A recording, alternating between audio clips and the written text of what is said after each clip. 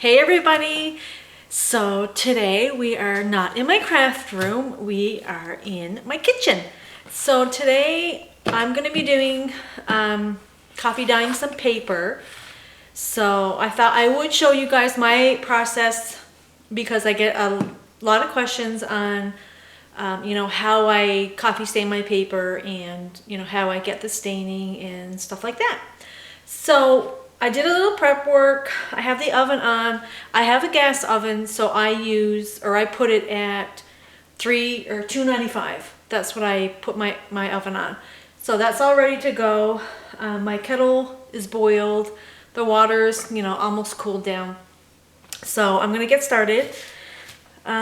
This is the coffee that I use. It is just cheap Walmart coffee, and it is the instant coffee, you guys. Yeah, it doesn't say the roast or anything. Just regular instant coffee. So I use this. And for my pan, I use this. Now, I got this at IKEA. I don't know the dimensions, but, it's more like a rectangular pan. So I use this to dye my paper. I used to use the tinfoil little square ones, but it was just too flimsy. And I found this at IKEA and thought it would be perfect for my coffee dyeing. So I usually don't measure. I usually just, dump it in. But I'm going to measure today for you guys. So this is 1/4 cup. And looks about right. I'm going to add a little bit more. Not much. So, and I just do that, and let me grab my kettle, and I just dump my water. I usually fill it maybe, I don't know, like that much. It was about that was about 3.5 cups of water, you guys. And you can always look at your coffee and judge it. That looks good to me.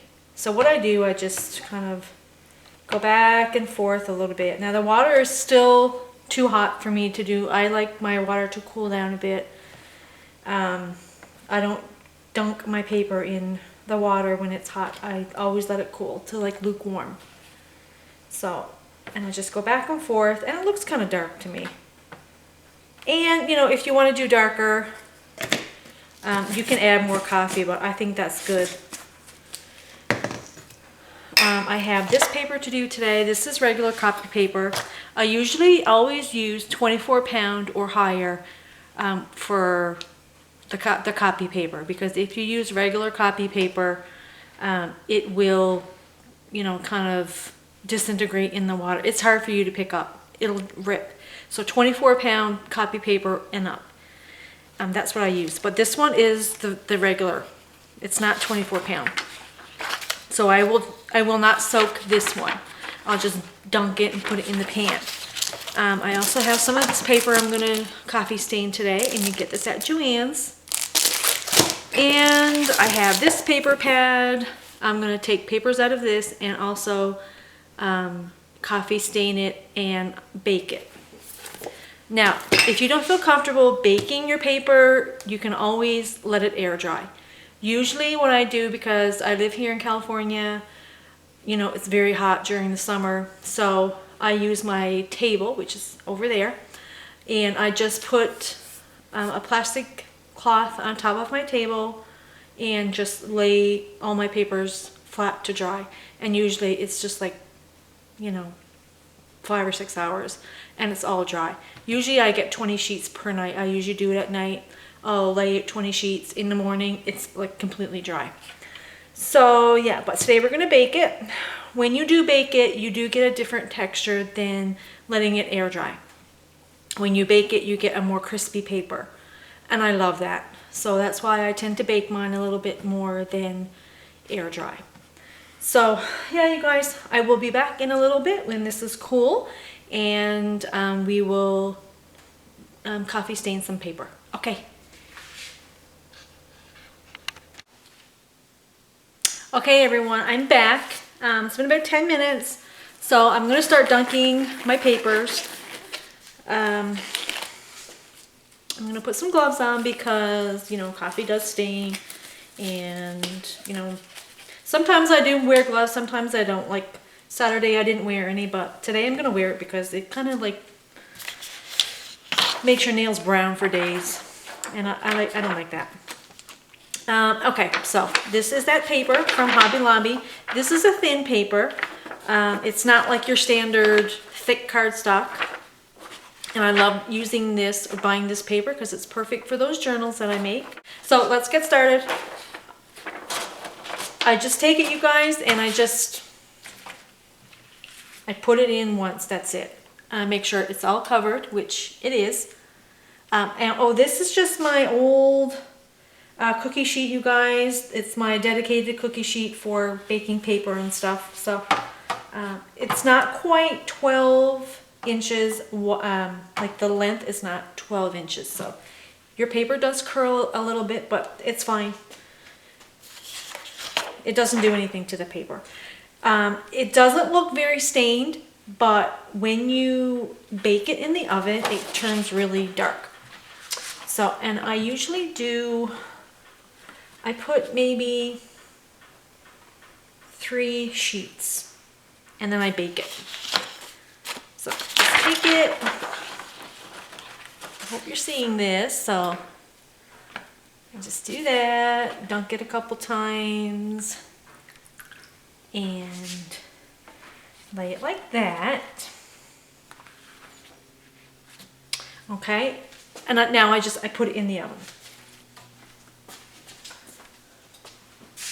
My oven's right here. I put one sheet on the bottom and then I start my other sheet because I have 2 of these grungy cookie sheets.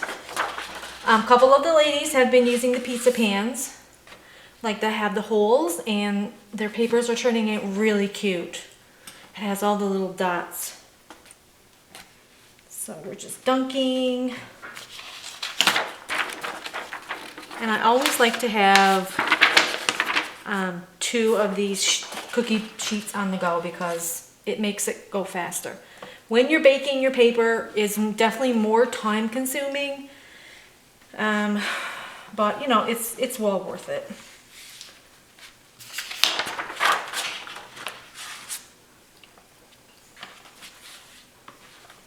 If you like that crinkling of the paper, which I do, I love it. Okay.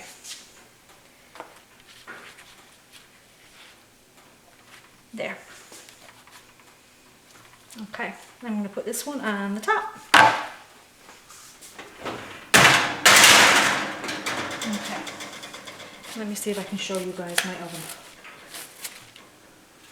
Like I said, it's on 295. Let me take you out of the tripod here. Okay, so right there, you guys. So I have 1 tray on the bottom and then 1 tray on top. And then what I do is I just close it up, turn on my oven light, and then I just, you know, keep taking a peek. And I will show you guys when I think it's done, what it looks like. Okay, back in a bit.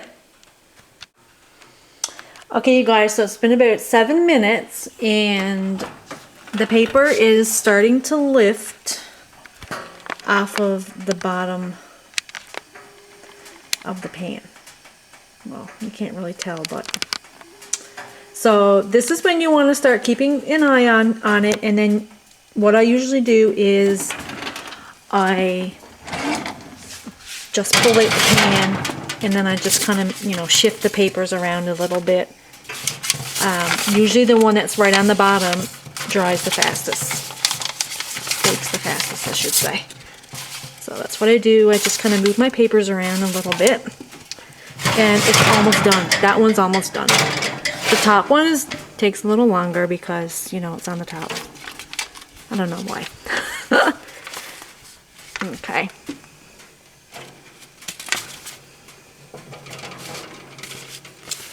So that's what I do. I just kind of move the papers around a little bit. And then I keep a close eye on it. That bottom one I think is going to be done within the next minute. If you're nervous, you know, about baking your paper, you can put your oven down probably like on 200 or something, and just kind of halfway bake it, and then let the rest of it air dry if you wish. This is probably my 4th time baking my paper, so I'm fairly comfortable. Also, I wanted to tell you guys, if you don't like that coffee smell, you can mask it a little bit with some vanilla, which I usually do, but I just forgot this time. So, and I just add maybe like a couple tablespoons or something, or that was maybe a tablespoon. Whoops, you just saw my dirty dishes. So yeah, and I just swish. Then you don't have that coffee smell. Strong coffee smell on your paper. I know some people don't like that. Okay, let's go back because I think that bottom tray sheets are done.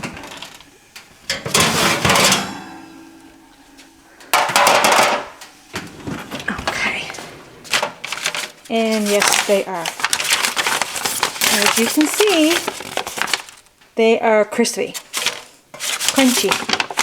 So that's the first batch of papers. As you can see, it's just a beautiful, beautiful stain. Look at that. And this one. So that's it, you guys. Easy peasy. If you have any questions, just let me know in the comment box, and I'm going to sign off now because I cannot multitask. I have to pay attention to my paper or I will burn my house down. So, like I said, any questions, let me know. Thanks, everyone. I hope you liked this tutorial, and you guys should try it. Talk to you later. Bye.